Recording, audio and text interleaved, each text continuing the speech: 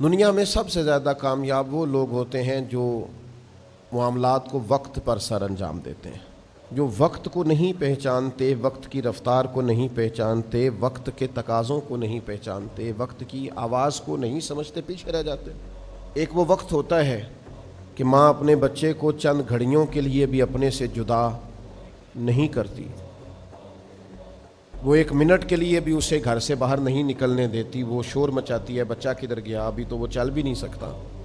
پھر وہی ماں ہوتی ہے جو اس بچے کو تیار کر کے، کپڑے چینج کرا کے، ٹفن تیار کر کے، بیگ تیار کر کے اسے 6 گھنٹے کے لیے اپنے سے جدا کر دی۔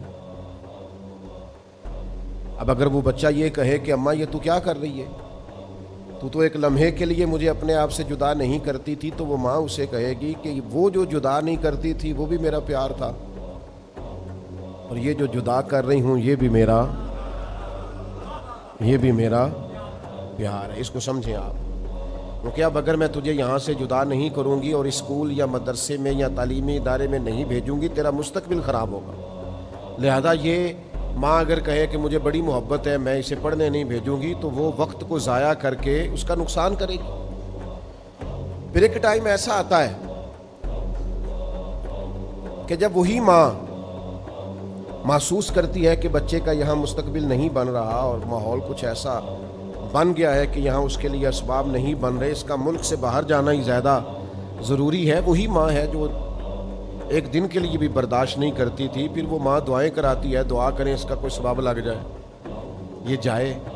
پھر وہ اسے کئی سالوں کے لیے اپنے سے جدا، وہ بھی وقت ہے، یہ بھی وقت ہے، آنے والا بھی وقت ہے۔ ہر کام اپنے وقت پر اچھا لگتا ہے اور وقت پر اسے کرنا چاہیے۔ جو لوگ وقت کی رفتار کو نہیں سمجھتے اور پیچھے رہ جاتے ہیں، ٹال مٹول کرتے ہیں، کل پرسوں ترسوں، ابھی نہیں، ٹھہر کے، پیچھے رہ جاتے ہیں۔ آپ چیزوں کو سمجھیں، جو جس چیز کا وقت ہے اسے اس وقت پر کر گزریں، ورنہ چیزیں آپ کے ہاتھ سے گزر جائیں گی۔ آپ محسوس کریں گے کہ بہت سارے معاملات میرے ہاتھ میں نہیں رہے۔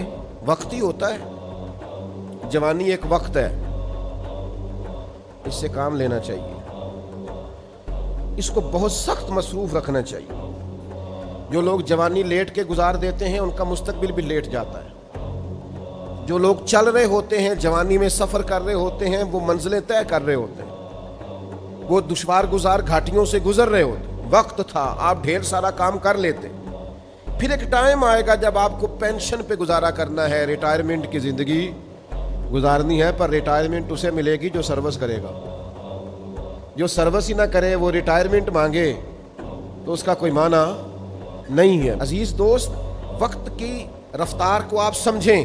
بہت سارے لوگ ایسے ہوتے ہیں جو وقت شناس نہیں ہوتے۔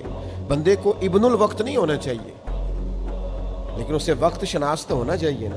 اقبال کہتے ہیں کہ یہ جملہ لکھ دیا کسی شوخ نے محراب مسجد پر، کہتے ہیں وقت تھا جہاد کا، وقت تھا میدان میں نکل کے دین کا کام کرنے کا، اور ایک صوفی صاحب نفل پڑھ رہے تھے اندر۔ وقت تھا میدان کا اور یہ تھا مسجد میں۔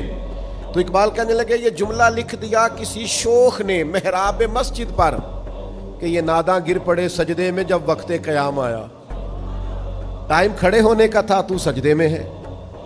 جب ٹائم سجدے کا ہو تو سجدہ ہی ٹھیک ہے، لیکن جب وقت قیام کا ہو پھر قیام کریں گے۔